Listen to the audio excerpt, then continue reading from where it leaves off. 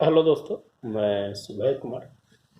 दोस्तों, आज हम बात कर रहे हैं 67th बीपीएससी की। और आज का जो इम्पोर्टेंट टॉपिक है वो आज हम पर्यावरण की बात करेंगे। पीटी का डेट तो बढ़ चुका है, तो अगर आप मेंस की कुछ अगर पार्ट को अगर तैयारी करें तो सबसे अच्छा होगा। साथ में अभी तो आप पीटी का भी कीजिए और मेंस का भी साथ में कीजिए तो अच्छा है। तो इस बार पर्यावरण का जो टॉपिक है सबसे इम्पोर्टेंट टॉपिक है आपका। इसमें आपको GS2 और GS1 दोनों में है जो इसको मिल जाएगा। और कहीं भी अगर आपको यूज करना हो किसी भी ऑप्शनल में, जैसे आप LSW हो या कहीं भी हो, तो इस चीज़ को आप है जो वहाँ पर लिख सकते हैं। क्या है कि यूनिवर्सल टॉपिक के रूप में है जो इसको देखा जाता है। तो आज हम पर्यावरण पे बात करेंगे और बहुत भारी चर्चा है पर्यावरण की। देश के जितने भी या आप यूएनओ की बात कीजिए, चाहे यूरोपीय यूनियन की बात कीजिए, या जितने विकसित देशों की बात कीजिए, या अल्पविकसित देश, विकसित देश, तो पर्यावरण एक है जो अदृश्य चुनौती के रूप में है जो सामने आया है। और वो अदृश्य चुनौती एक सतत विकास को अवरुद्ध करने में कहीं ना कहीं है जो एक अवरोधक के रूप में है जो कार्य कर रहा है। और पर्यावरण जिसकी जो पिलर के रूप में है जो देखा जाता है, जो आपकी बुनियादी चीज़ों, जो आपका पानी हो गया, हवा हो गया, तो ये सब बुनियादी चीज़ों को कहीं ना कहीं इफेक्ट कर रहा है। तो इससे लेकर है जो क्वेश्चंस बनना तय है। और दूसरी चीज़ की जो अभी ग्लासगो में जो मीटिंग हुई है, या किसी भी द्विपक्षीय वार्ता हो, बहुपक्षीय वार्ता हो, या त्रिस्तरीय वार्ता हो, या वन टू वन रिलेशनशिप हो, तो किसी भी देश के साथ अगर वार्ता हो रही है तो पर्यावरण एक है जो सेंटर ऑफ अट्रैक्शंस के रूप में है जो काम कर रहा है। तो निश्चित रूप से कहा जा सकता है कि इस बार जो पर्यावरण का जो टॉपिक है, जो आपका में आपको GS2 GS1 और कहीं भी है इसको पूछा जा सकता है। और किसी भी स्थिति में आप डायनेमिकली इसको ऐड कर कर लिख सकते हैं।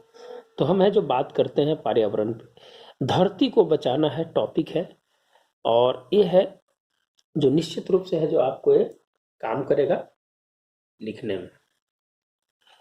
तो अगर हम स्टार्टिंग करते हैं तो अति सर्वत्र वर्जते, अति से बचना चाहिए, कोई भी चीज हो। अति सर्वत्र वर्जते, ये है जो स्टेटमेंट देकर है जो अगर आप यूज करते हैं या भूमिका के अंदर में लिख देते हैं तो निश्चित रूप से आपका एक पॉजिटिव इम्पैक्ट जाएगा, जो आपको नंबर बढ़ाने में निश्चित रूप से आपकी सहायता करेगा। वैश्विक नेतृत्व के लिए एक चुनौती के रूप में पर्यावरण एक अदृश्य पहेली के रूप में जरी है, जो अपनी मजबूत और गहराई तक है जो धीरे धीरे भेदती जा रही है।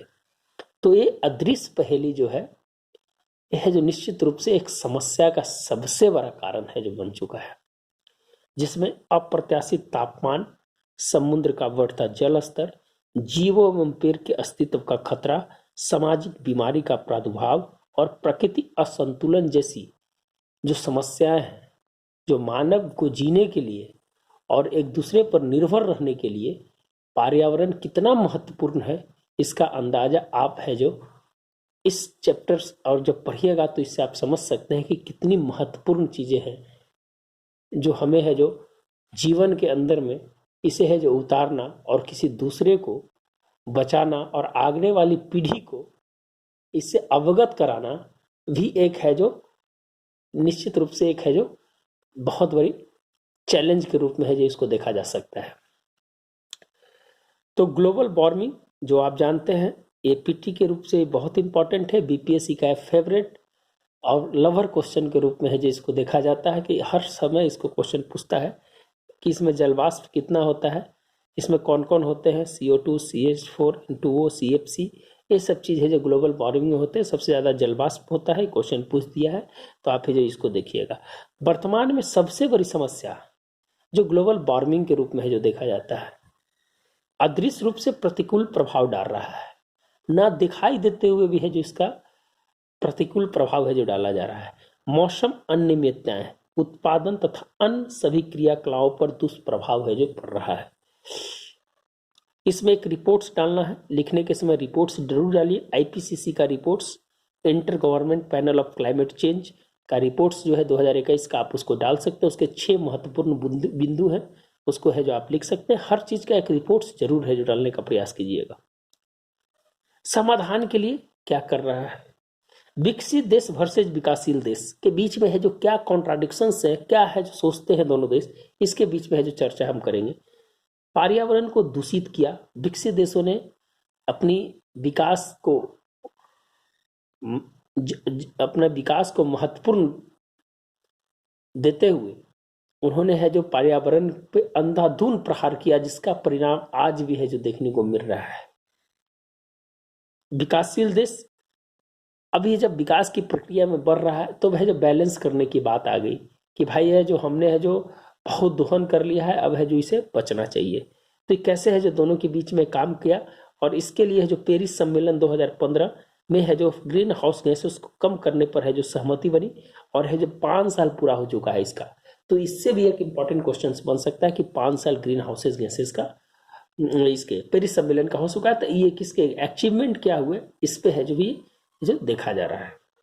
अभी ग्लासगो में हुआ है ब्रिटेन में COP26 कंट्री ऑफ पार्टीज 1995 से चालू हुआ था। 1.5 डिग्री सेल्सियस तक सीमित रखने और 100 अरब देने की है जो बात है जो विकसित देशों के द्वारा किया गया है। बहुत सारे चीज है जो वहां पर इसमें चीन और रसिया ने है जो भाग नहीं लिया था इसमें, तो बहुत इंपॉर्टेंट चीज था। सभी देश है जो वहां पर गए थे और 13 दिन का है जो सम्मेलन चला था ये ग्लासगो में, 13 दिन का। भारत ने भी अपना है जो 2 मुद्दों पर बहुत जबरदस्त है जो प्रहार किया है, और है जो विकसित देशों के सामने है जो अपना पक्ष रखा है। और बहुत ही इंपॉर्टेंट जो मीटिंग हुई थी ग्लासगो में, उससे है जो एक नया चीज निकल कर आया है कि सभी देश है जो इसके लिए नीति बना रहे हैं, नेट जीरो कार्बन की बात कर रहे हैं, नेशनल स्क्रैप पॉलिसी ला रहे हैं, डिजिटलाइजेशन को बढ़ा रहे हैं, हमें है जो जीवाश्म ईंधन को कम कर रहे हैं। तो ये सब चीज है जो बातें हैं जो उसमें जो निकल कर आई है, और है जो उन्होंने है जो एक ओथ लिया है कि भाई इस बार है जो हमें है जो कम करना है, और जो निश्चित रूप से जो पर्यावरण को बचाने में जो भूमिका होनी चाहिए किसी भी देश के, एक संवेदनशील देश का, उस पर है जो एक अपनी इच्छा जाहिर की और सभी देश सहमत होकर है जो इस पे जो काम किए हैं। ये है जो ब्रिटेन के अध्यक्षता में हुआ था, जिनके चेयरमैन आलोक शर्मा है जो ब्रिटेन के मंत्री हैं, उनकी है जो ये चेयरपर्सन में वहाँ हुआ था। और इस पे जो इम्पोर्टेंस बात है वो है जो आप रिपोर्ट्स में पढ़ लीजिएगा। दूसरा चीज है ग्रीन हाउस सिग्नल का जो रेड सिग्नल से है जो हमें बचाना होगा। क्या करना होगा, रेड जो सिग्नल से उसे बचाना होगा। इसके लिए राष्ट्रीय और अंतर्राष्ट्रीय उपाय है उसको है जो एक साथ है जो काम करना होगा। भारत ने बहुत ही अच्छा है जो इस क्षेत्र में काम किया है, और इस क्षेत्र के लिए पंचवरत एक है जो अपने भारत ने दिया है, उसको हम आगे चर्चा करेंगे। समावेशी संरक्षण की जरूरत है, हमें है जो इंक्लूसिव संरक्षण की जरूरत है। सभी मिलकर वर्तमान और आने वाला भविष्य पे है जो इसका प्रभाव पड़े। तो इसके विकास वर्सेस पर्यावरण संरक्षण में अगर कॉन्ट्राडिक्शंस होगा, अगर हम विकास भी चाह रहे हैं और पर्यावरण संरक्षण भी चाह रहे हैं, तो इसके लिए एक नई नीति बनाना होगा। ये दोनों के बीच में एक नई नीति बनाना होगा, विकास एवं पर्यावरण संरक्षण के बीच में कॉन्ट्राडिक्शंस नहीं होना चाहिए दोनों के बीच में, कि हमने है जो विकास के अंधाधुंध स्थिति में है जो हमने पर्यावरण को है जो हरास कर दिया, तो ये कहीं ना कहीं आपकी है जो एक मेजर फेल्योर के रूप में जो देखा जाएगा। आपने विकास नहीं किया, आपने है जो आने वाली पीढ़ी की अस्तित्व को है जो आपने खतरा में डाल दिया। जो आने वाली जो पीढ़ी है कहीं ना कहीं हो सकता है कि आपसे ज्यादा इंटेलेक्चुअल हो और वो है जो पर्यावरण संरक्षण के लिए अच्छा काम करे, तो आपने वहां है जो उसको मार दिया। आपने उस चीज को है जो आपने काम नहीं किया जो है जो आने वाली पीढ़ी है जो इसके बारे में है जो सोच सके। तो हमें है जो उस स्तर पर सोचना होगा। क्या कॉन्ट्राडिक्शंस क्या होगा, प्रकृति तंत्र और पारिस्थितिक तंत्र बनाम अर्थतंत्र और अर्थतंत्र बन इकोनॉमी। हमने इकोनॉमी को अगर हमने इस पे काम कर रहे हैं तो हमारी आजीविका, जीवन शैली, पीढ़ियां, बुनियादी तंत्र और संस्कृति कहीं ना कहीं है जो हरास हो जाएगी। अगर इससे अगर बात करते हैं तो हरास हो जाएगी, तो हमें इसके बैलेंस की जरूरत पड़ेगी। तो हमें बैलेंस का काम करके चलना पड़ेगा। हमें आजीविका, जीवन शैली और पीढ़ियां, बुनियादी तंत्र और संस्कृति प्रकृति तंत्र और पारिस्थितिक तंत्र से मिल सकता है, ना कि अर्थतंत्र से मिल सकता है। हम अर्थतंत्र को बना सकते हैं लेकिन प्रकृति तंत्र और पारिस्थितिक तंत्र को नहीं बना सकते हैं। तो इसीलिए हमें है जो मेजर जो काम करने की जरूरत है, हमें जो प्रकृति तंत्र और पारिस्थितिक तंत्र पे है।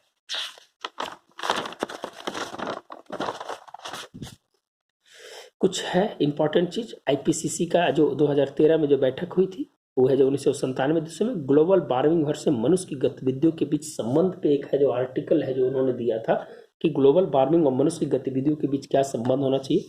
उस रिपोर्ट के 8-9 पॉइंट्स हैं, उसको है जो आप देख लीजिएगा। COP21 जो 2015 में हुआ था, जलवायु परिवर्तन के लिए परिवर्तन बिंदु माना जाता है, इसे बहुत इंपॉर्टेंट था। और COP26 की है जो हमने चर्चा कर दी है। अब COP26 जो 2030 में होगा उसमें 200 देशों के द्वारा महत्वपूर्ण कदम के लिए है जो नीतियां बनाने का है जो एक महत्वपूर्ण रोड मैप तैयार किया गया है। 2030 में जो होगा, जो 2030 में जो होगा उसमें जो COP26 का जो है उसका है जो 200 देशों के द्वारा महत्वपूर्ण जो कदम है नीतियां है उसका है जो वहां पर है जो रिव्यू किया जाएगा कि क्या है जो 2030 तक है जो क्या किया गया, हमें है जो क्या करने की जरूरत है। भारत के द्वारा 5 अमृत तत्व जो पंचामृत जो मैंने बता रहा था उसमें कि भारत 2030 तक गैर जीवाश्म ऊर्जा दक्षता में 500 गीगावाट तक है जो पहुंचाएगा। गैर जीवाश्म ऊर्जा क्षमता को 500 गीगावाट तक पहुंचाएगा। 2070 तक कार्बन नेट जीरो की बात किया है भारत ने। 2030 तक ऊर्जा जरूरत को 50% अक्षय ऊर्जा से है जो प्राप्त करेगा। आप जानते हैं कि अक्षय ऊर्जा से है जो भारत ने है जो बहुत अच्छा काम कर रहा है। 2030 तक है जो 450 गीगावाट है जो उत्पादन करने का जो लक्ष्य है उससे है जो रखा है। 2022 तक 175 गीगावाट था, 2030 तक 450 और हो सकता है कि 40% का जो लक्ष्य रखा था उन्होंने है जो 2 दिन 3 दिन पहले है जो पूरा कर लिया है। आप उसको एक बार है जो देखिएगा। कार्बन एमिशन को 1 बिलियन टन की कमी करेगा। जो कार्बन एमिशन है जो उसको 1 बिलियन टन की कमी करेगा। और 2030 तक कार्बन इंटेंसिटी को है जो कार्बन तीव्रता है उसको जो 45% तक कम करेगा। तो इस क्या किया जा रहा है कि इस बार है जो बैठक में बोला कि हम है जो जीवाश्म ईंधन की जो स्थिति है उसको धीरे धीरे है जो कम करेंगे और हम डायरेक्ट बंद नहीं करेंगे। उसके लिए एक अल्टरनेटिव उपाय है जो कार्बन ऑफसेट की बात किया जाता है। एक वर्ड आता है यहाँ पर कार्बन ऑफसेट। कार्बन ऑफसेट के लिए है जो बहुत सारे देशों ने है जो राजी हुआ, क्या कि बहुत सारे देश अल्प विकसित देश हैं, उससे है जो थोड़ा सा और अपनी विकसित देश की या विकासशील देश की स्थिति में जाना है तो निश्चित रूप से है जो उन्होंने उनके पास जो संसाधन है उसका है जो प्रयोग करेंगे। और उनके पास अगर जीवाश्म ईंधन का संसाधन है तो निश्चित रूप से जो करेंगे, लेकिन इसके लिए विकसित देशों को निश्चित रूप से वहां पर है जो काम करने की जरूरत है। अब प्रत्याशित तापमान 1995 से तापमान का रिकॉर्ड को रखा जाता है और इस सफर में 2020 तक के सफर में पिछले 100 साल में 10 सबसे गर्म वर्ष है जो 2000 के बाद है जो 2020 तक है जो 10 सबसे गर्म वर्ष पिछले 100 सालों में है जो देखा गया है।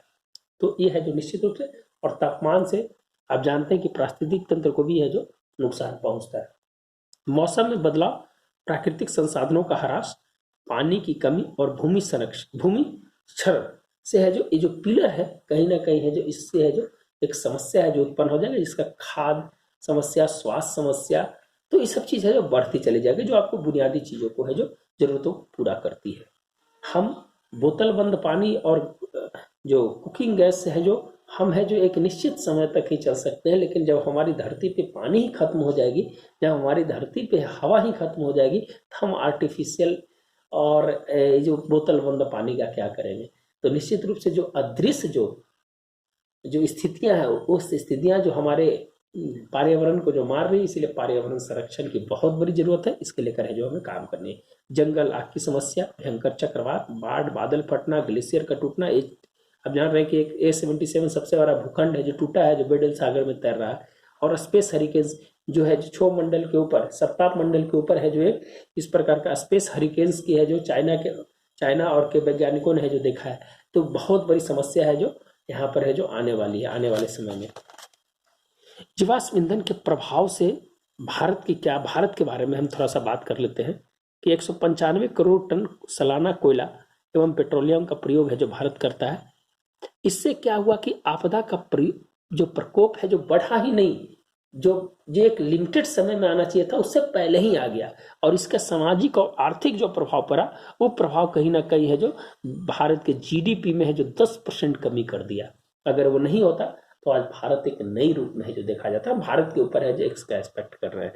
भारत कार्बन उत्सर्जन में तीसरा देश है जो 7% है। और जानते हैं कि अमेरिका और चाइना है जो 40 और 30% के नंबर पर है, 1 और 2 पे है। और प्रति व्यक्ति भारत 134 kg CO2 का उत्सर्जन करता है। और इसके लेकर क्या कर रहा है कि भारत है जो 2005 के मुकाबले 2030 तक 33 से 35% कम करने का है जो लक्ष्य जो रखा है। तो हम है जो इस पे आगे भी है जो इसका हम लेकर आएंगे कुछ इंपॉर्टेंट पार्ट। आज तक के वीडियो के लिए यहीं रुकते हैं, फिर मिलते हैं नए वीडियो के साथ। अगर वीडियो अच्छा लगता है तो निश्चित रूप से शेयर करें। धन्यवाद। लाइक करें, सब्सक्राइब करें, और आपकी जो कमेंट्स आते हैं उसका इंतजार रहता है। धन्यवाद। मिलते हैं नए वीडियो के साथ। आप पीटी की तैयारी करते रहें, मेंस की तैयारी करते रहें।